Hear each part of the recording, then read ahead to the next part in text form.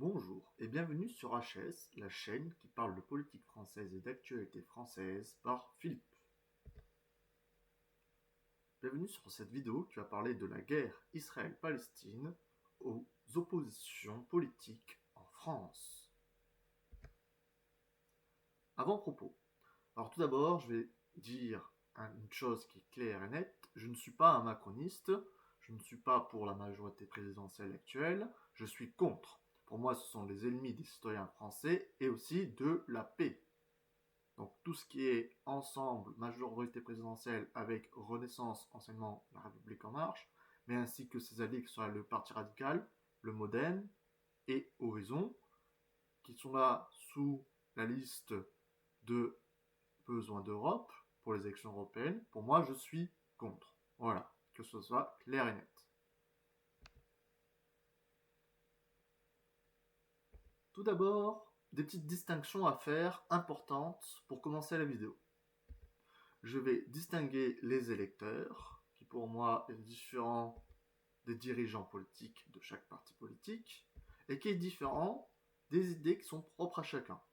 Donc voilà, il faut faire la distinction entre les électeurs, entre les individus, entre les dirigeants politiques, ceux qui sont au sein des partis politiques, qui dirigent les partis politiques ou qui sont élus, et bien faire avec la distinction aussi des idées politiques, que ce soit des idées de gauche ou de droite.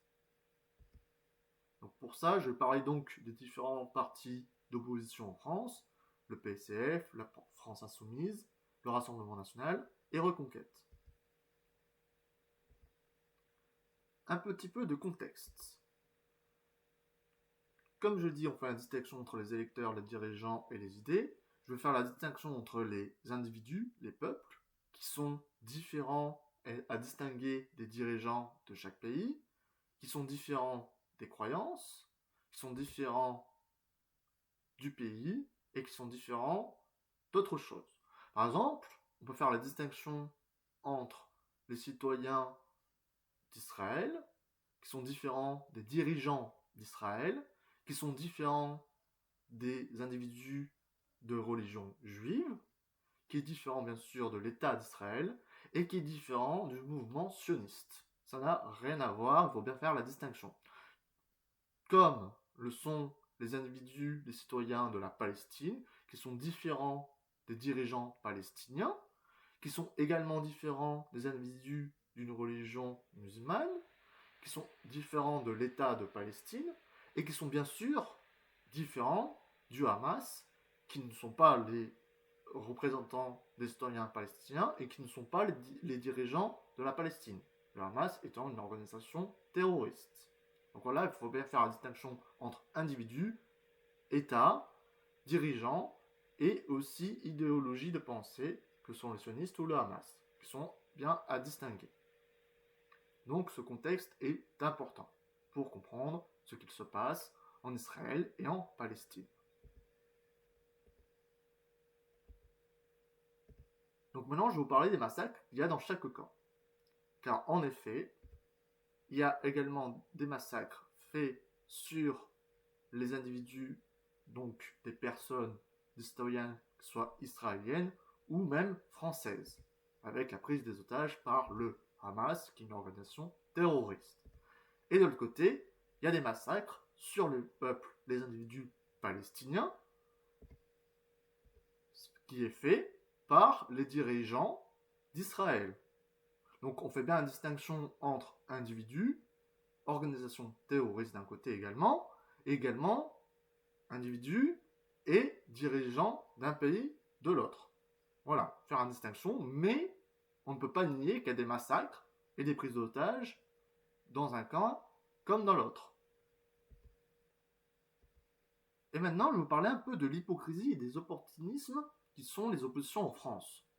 Alors bien sûr, il y a certaines oppositions que je ne parle pas, comme les socialistes et les républicains, mais pour moi ce sont des hypocrites également. Je ne vous parle pas de la majorité présidentielle qui sont des gros opportunistes et des gros hypocrites. Et si vous voulez, je vous le dis, je crache sur la majorité présidentielle. Ça, il n'y a pas de souci. Mais je vais vous parler de toutes les oppositions, que ce soit la France Insoumise, le Parti communiste français, PCF, mais également de l'autre côté de l'échiquier politique, le Rassemblement national, et Reconquête. Je veux bien faire la distinction entre les électeurs, qui sont vous et moi, les individus qui votent, et les dirigeants de ces partis. Je fais bien la différence. Attention. Je ne fais pas la promotion de la Macronie, de M. Macron, qui pour moi est une horrible personne. Sur ça, je pense que tous ceux qui votent pour les oppositions sont d'accord sur ce point de vue-là.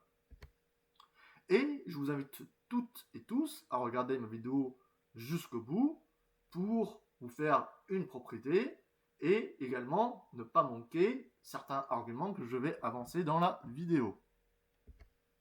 Donc, je le redis, je ne vais pas rabaisser des électeurs, je ne vais pas rabaisser des individus, ni même rabaisser leurs idées. Vous avez vos idées, vous avez vos convictions. Pour moi, c'est quelque chose d'honorable, je ne vais pas vous rabaisser.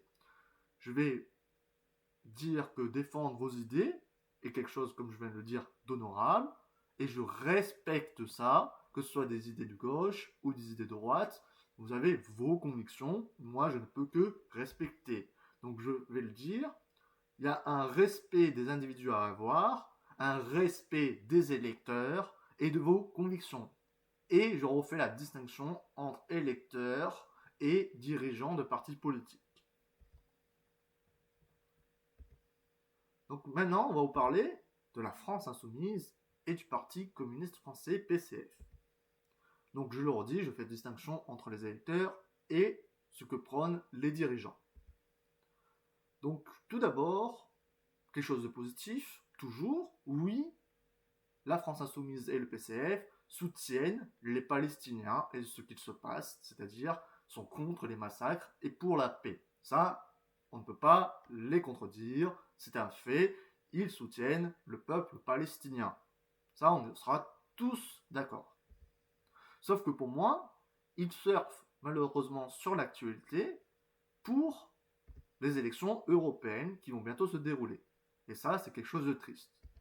Car ils font un opportunisme et un clientélisme, et ils font une confusion des électeurs. C'est-à-dire qu'ils mettent tout le monde dans le même bateau en pensant que ça va leur attirer des votes. Ce qui est triste. Et par conséquence, je trouve qu'il n'y a pas de cohérence et de ligne identique dans leur mouvement. Et pour ça, je vais m'expliquer. Alors oui, ils soutiennent la Palestine. Ils soutiennent plus précisément le peuple palestinien qui se font massacrer par les bombardements. Sur ça, on est d'accord. Et donc, ils font des choses fortes comme se mettre aux couleurs de la Palestine et brandir le drapeau palestinien au sein de l'Assemblée. Mais là où il n'y a pas une cohérence et une ligne identique dans leur mouvement, c'est qu'ils font ça pour certains par clientélisme, et pourtant, il ne faut pas ça pour tous les pays dans le monde, car on ne les a pas vus brandir un drapeau arménien lors des massacres et du génocide arménien. Donc ce que je reproche à la France insoumise et au PCF, c'est qu'ils font ça par opportunisme, par clientélisme, et ne font pas une cohérence dans leurs propos, dans leurs actions, que ce soit à l'Assemblée nationale ou ailleurs, lorsqu'il se passe des massacres ailleurs dans le monde, comme par exemple avec les Arméniens, ils ne font pas la même chose. Alors pourquoi ils font ça avec les Palestiniens et pas les Arméniens? Moi je vous laisse en débattre dans les commentaires, mais pour moi c'est un opportunisme clientéliste, ce qui est regrettable. Si vous voulez une vraie cohérence, une vraie cohésion dans leur ligne politique, qui soit identique pour tout le monde, bah alors, s'ils font ça pour les Palestiniens, ils devraient faire ça également pour les Arméniens, mais également pour les Congolais, pour n'importe quel peuple dans le monde, ce qu'ils ne font pas. Deuxièmement, le Parti communiste français et la France insoumise parlent de droits des femmes. Cependant, il s'est passé quelque chose récemment, c'est qu'il y a eu la mort du dirigeant iranien. Et on le sait tous que ce dirigeant iranien persécutait les femmes iraniennes dans son pays. Alors, il y a un problème, c'est que la France insoumise et le Parti communiste français, en aucun cas, ne sont venus sur les plateaux ou à l'Assemblée nationale pour soutenir le droit des femmes iraniennes. Tout ça parce que l'Iran soutient la Palestine. Et encore là, je trouve qu'il y a donc une incohérence idéologique au sein de ces deux partis, de ces deux mouvements, sur la cause des droits des femmes. Si vous voulez une vraie cohérence par rapport aux droits des femmes, ils soutiendraient les femmes iraniennes dans leur pays, au-delà de toute idée reçue sur l'Iran qui serait en lien avec la Palestine. Voilà. Maintenant qu'on a parlé des partis de gauche et d'extrême gauche, parlons de l'opposition adverse. Donc parlons du Rassemblement national et de Reconquête. Une fois encore, je fais la distinction entre les électeurs, les gens qui votent, qui ont leurs convictions propres, des dirigeants de ces partis qui ont une idéologie politique propre et qui ont donc des idées et des propos qui leur sont propres. Faisons la distinction entre les deux. Déjà, à nouveau, quelque chose de positif que je veux mettre en avant. Oui, le Rassemblement national et Reconquête défendent les otages israéliens et français qui se font massacrer et tuer par le Hamas, une organisation terroriste. Sans ça, on ne peut pas leur enlever que le Rassemblement national et Reconquête soutiennent tous les individus otages, que ce soit des individus français ou israéliens, otages de terroristes. Sur ça, on ne peut pas leur enlever. Cependant, comme les partis de gauche, ils surfent sur l'actualité pour avoir des élus aux élections européennes du 9 juin prochain. Et ceci est donc dommage et ceci est triste, car ils utilisent l'actualité pour avoir des votes, pour avoir des voix. Donc ce sont également des opportunistes et clientélistes qui font la confusion avec leurs électeurs, qui sont majoritairement chrétiens ou juifs. Donc ils font du clientélisme envers ces électeurs par rapport aux actualités. Et ce sont également des partis, ça on le sait très bien, anti-immigration, et qui font la confusion avec immigration et musulmans. Et donc, dans leur discours, ils ne soutiennent pas la Palestine, car c'est majoritairement musulman, et ils soutiennent Israël, car ils sont le dirigeant israélien, est un dirigeant d'extrême droite, comme le sont le Rassemblement national et Reconquête. Donc il y a un opportunisme derrière tout ça. Et enfin, ils font ça pour se dédiaboliser, se normaliser, comme on le sait depuis des années. Ils défendent la cause des juifs, non pas parce qu'ils y croient forcément, ils défendent les juifs par dédiabolisation et par normalisation. Voilà.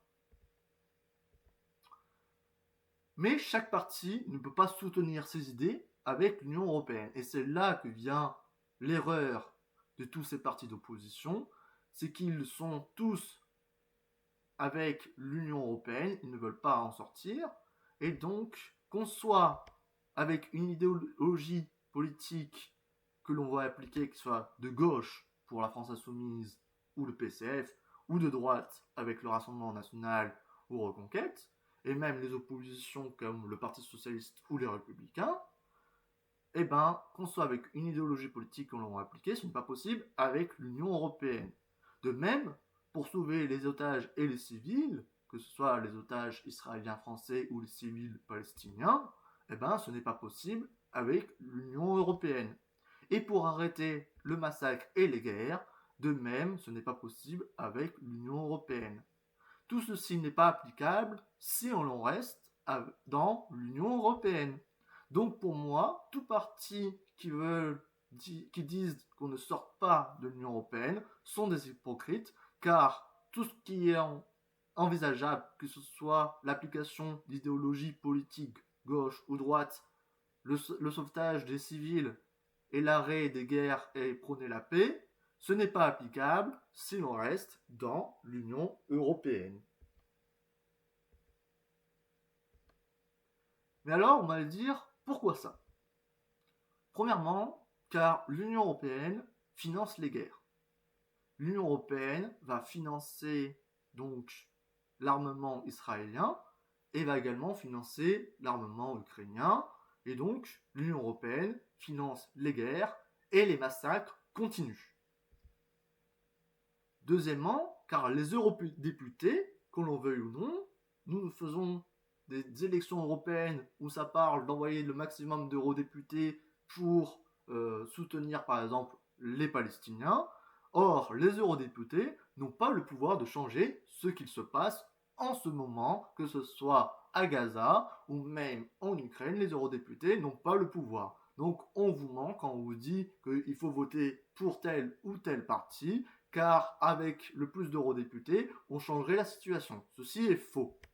Troisièmement, car le Parlement européen suit des directives et donc n'a pas de réel pouvoir. En effet, les eurodéputés n'ont qu'un pouvoir législatif, mais qui est limité, car ils suivent les directives de la Commission européenne, donc n'ont pas de réel pouvoir.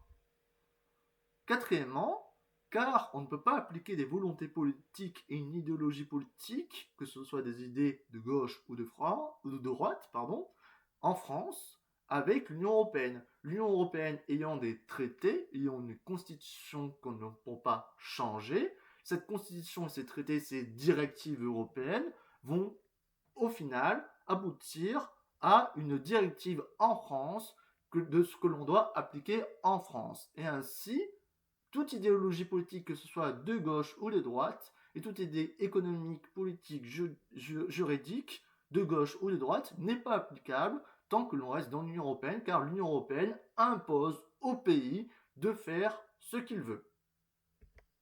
Donc tous les partis politiques voulant rester dans l'Union européenne ne sont que des hypocrites qui ne peuvent pas appliquer leur programme et leurs idées. Je vais vous parler un peu de l'utilité et de l'inutilité du Parlement européen. Déjà, parlons un peu de l'utilité de ce Parlement. Parce que, quand l'on veuille ou non, le Parlement européen a une utilité quand même. Donc, il participe au pouvoir législatif. Ce sont les eurodéputés qui votent les lois, qui votent les budgets. Donc, ils votent les lois européennes, ils votent le budget, mais également la répartition des fonds de ce budget dans les différents pays et dans les différents domaines. Et également, ils votent et instaurent les normes européennes. Les fameuses normes qu'on a entendu parler lors de ce qui s'est passé avec les agriculteurs, par exemple. Mais ils ont également une grosse inutilité. Ce Parlement européen et ses eurodéputés sont inutiles. Mais inutiles dans quoi? C'est une fraude, car ils ne servent à rien dans les décisions fondamentales dans l'Union européenne, que ce soit pour la paix, que ce soit économique dans les pays. Ils ne servent à rien, même dans les traités européens et les directives européennes, ils ne servent à rien. Ils n'ont pas de pouvoir décisionnel donc sur les traités ou la constitution européenne.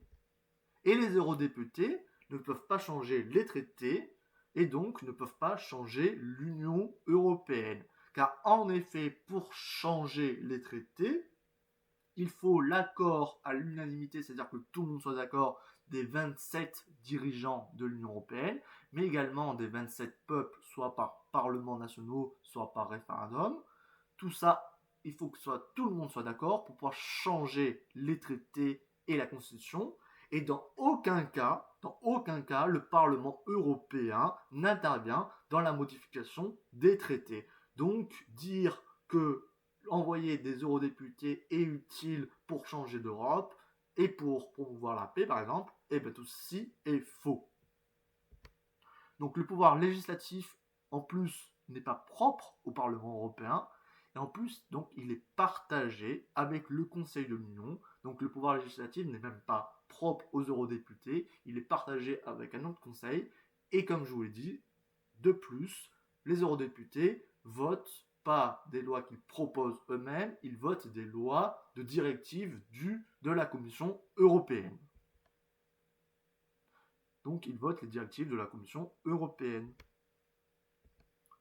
Donc l'arnaque des partis français à cette élection, c'est quoi exactement? C'est que tous les partis parlent d'une autre Europe et voudraient changer ou reformer, renforcer cette Union européenne via des eurodéputés. Il y en a qui sont contre l'Europe, il y en a qui veulent changer, et il y en a qui veulent renforcer l'Union européenne. Cependant, le pouvoir des eurodéputés est limité, et les promesses de changer cette Union européenne, cette UE, ne sont pas applicables par les eurodéputés.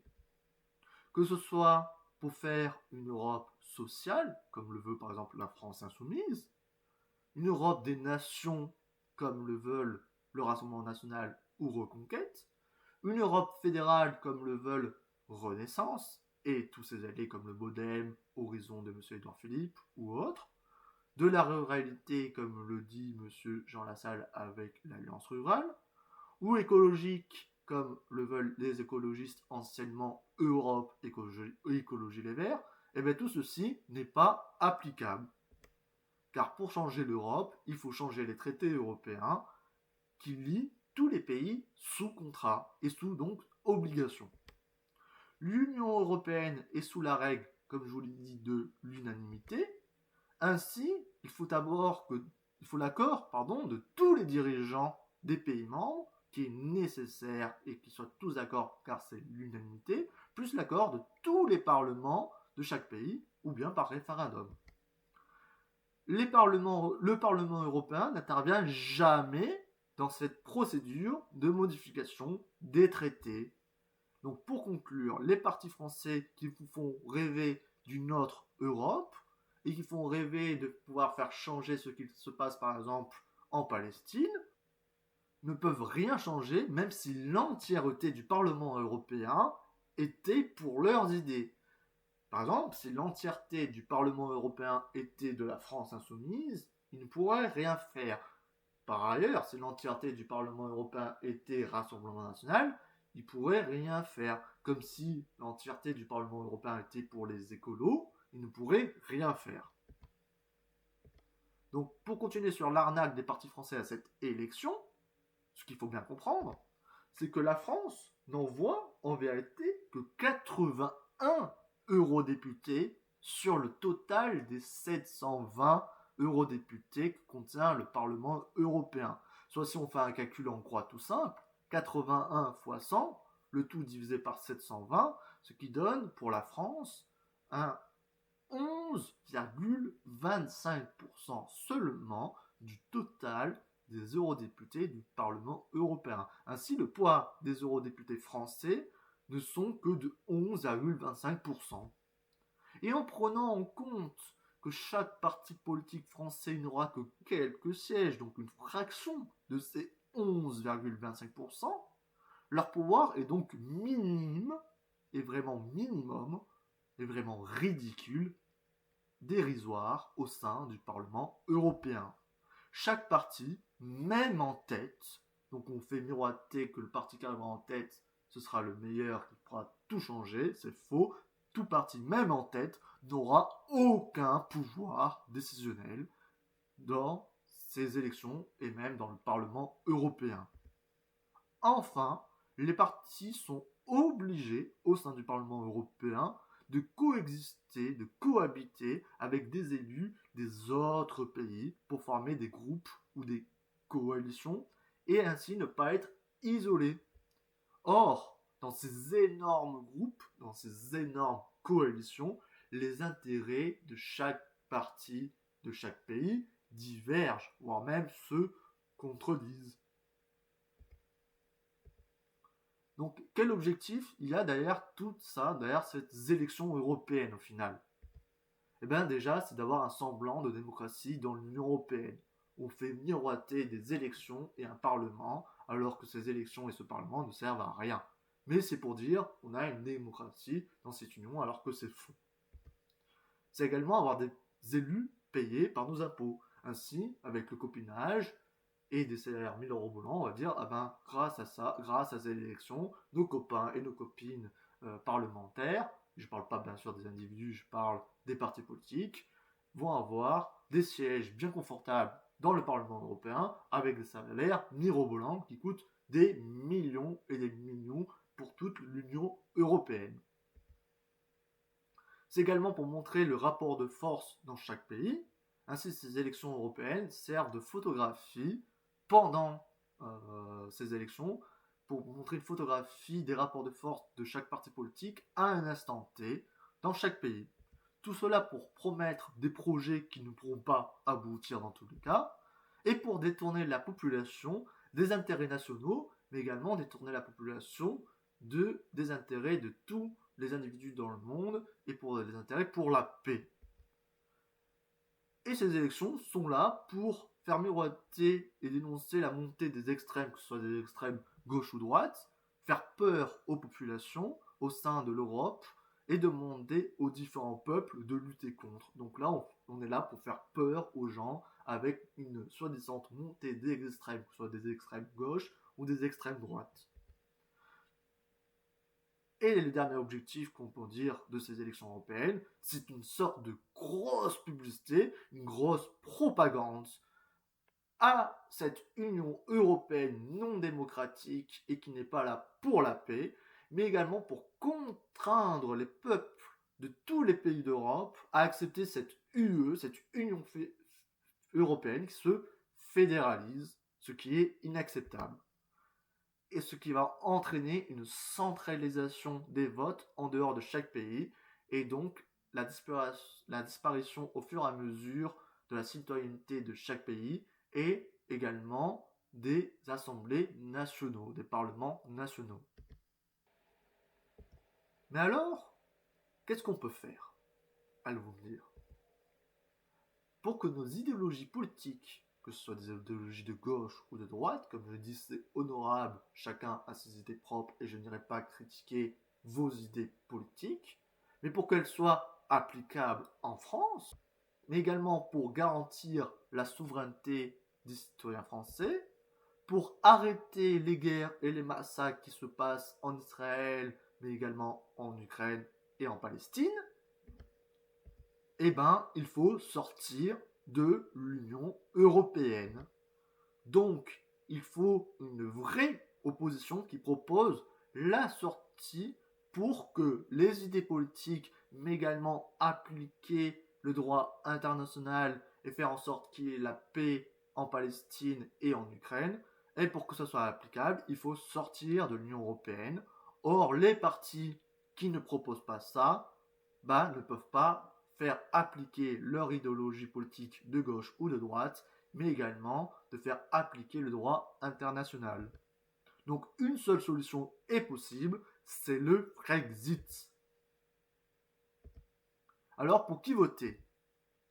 Déjà, ce qu'il faut faire, c'est de mettre notre idéologie politique, mettre ce clivage gauche-droite de côté, tant qu'on n'a pas fait le Brexit. Le Brexit, la sortie de l'Union européenne, doit passer avant les idées politiques et les idées économiques que l'on veut faire appliquer. Car sans Brexit, nos idées politiques n'est même pas applicables car il y a des directives européennes qui imposent un agenda, qui imposent des idées et donc qui peut être à l'inverse des idées politiques que l'on veut soutenir, que ce soit de gauche ou de droite. Donc le Brexit doit passer avant et mettre nos idées politiques de côté pour l'instant. Et j'ai bien dit pour l'instant.